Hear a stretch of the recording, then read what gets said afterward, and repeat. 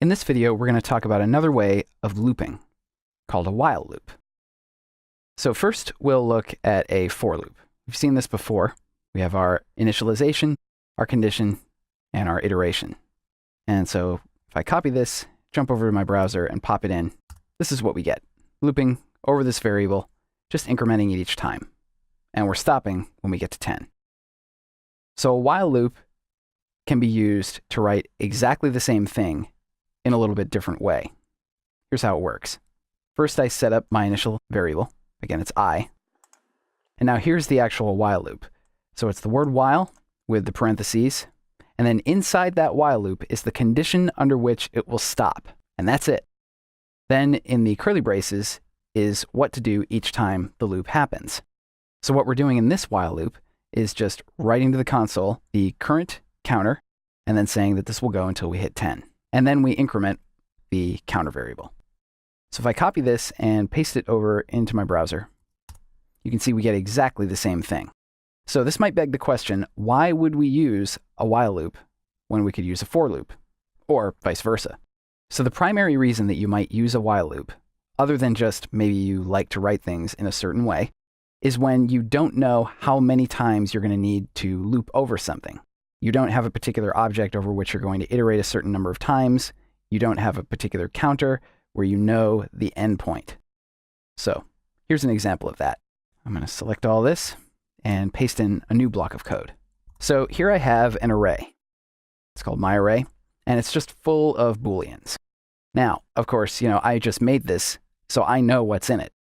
But there will be many, many times, as I've said before, in your programs where you won't necessarily know at any particular time during a program's execution what the contents of a given variable might be. So let's pretend that I don't know what's in this thing. I have a myItem variable here, and here's my while loop. So my condition is as long as myItem is not false, do stuff. And that stuff is, first I'm logging to the console, the state of my array, how long it is, and then it will loop until we pop out a false value. And so here is where we pop out the value.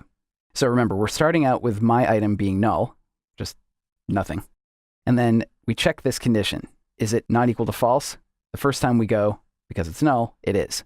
So we write this line out, and then we pop off an item from the end of my array. And then the next time we go through, my item will be whatever this last item was. So the next time we'll be checking is true equal to false.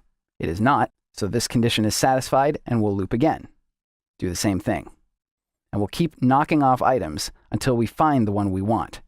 And then we'll stop. So if we did this with a for loop based on how long the array is, we'd still get the false value, but we'd go until we exhausted the whole thing. That's why you might use a while loop. So let's take this block of code, copy it, switch over to the browser, and run it. So when we start out, my array has 6 items, 1, 2, 3, 4, 5, 6, and the loop will go until we pop a false. So we then pop an item off and check it again. The first time we do that, my item is true, and so my array ends up with 5 items because we've popped one off. Then we pop another one, loop again. That's also true. So at that point, we're going to enter the loop one more time, say how many items are in the array, and then pop off one more. And then at that point, we get our false. So when we come back here, the loop breaks. So this is really good to deal with situations where you don't know the contents of whatever the thing is that you're going to loop over, and you have a known condition where you're sure you'll be able to break at some point. Here's the danger with while loops, really with any loop, but I think it's a particular danger with while loops, is that it's easy to create what's called an infinite loop, that is one that never breaks. Here's a really contrived example of an infinite loop. Clear this, and now I'll paste in my loop. So I've got a counter variable, and now I have while true. So the while loop will continue to execute as long as the expression in the parentheses evaluates to true. If I just put true in there, it's going to just keep going until I explicitly tell it to stop.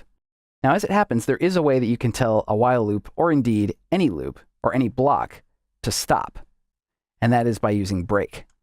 So the break statement, which we've seen in Switch before, is used to break out of any block. So right now, if I do this, I have counter set to 1, while true, we're logging the counter to the console, and then incrementing it. And then we're breaking. So this will stop after only one cycle through. There we go. If I were to take this break statement out, this loop is going to go nuts and just keep going forever, just printing out numbers until it can't print out any numbers anymore. Odds are you're going to run out of memory, or maybe your browser will say, hey, your script is running away, would you like to abort it? Generally speaking, that's what you'll see. But thankfully, with modern computers, we don't have to worry so much about infinite loops taking down the entire system. Back in the old days, we used to have to worry about that. A single crash could wipe out your whole machine. These days, the worst that you could expect to happen is it wiping out your browser. But it's still something you want to watch out for, because it's certainly a pain to debug. Okay, there's one more formulation of the while loop that I'd like to show you. Let me switch back over to Sublime Text and grab this code again. Switch back, paste it in. Okay, let's say that this variable that I'm using in my condition actually starts out in the value of the condition. So if it starts out as false and I'm actually looking for false in my while loop, and then I execute this code, nothing happens. This condition is already satisfied, so the block inside is never executed. If this is something that you don't want, if you want to make sure that the block inside is executed at least once, no matter what the condition is, you need to use, instead of a regular while loop, a do while loop. So how does that work? Let's get this code back. And now what I need to do is get rid of this while and the condition and replace it with the word do. And now I can stick my while and my condition here after the final curly brace and add my semicolon. Now, regardless of the initial state of this variable, this code will get executed at least once. And in this case, the item will get popped off of my array, and then, and only then, will the condition be checked. And at that point, this condition will be satisfied and the loop will go as normal. So let's see how that works. There we go. So if there's a situation when you're writing a while loop and you want to make sure that everything in the curly braces is executed at least once, you need to use a do while loop instead of a regular while loop. So now you've seen the while loop and the do while loop. Yet another way of iterating in JavaScript.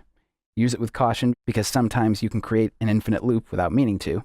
But it's a great way to do some looping when you don't know how many times you're going to need to execute that loop.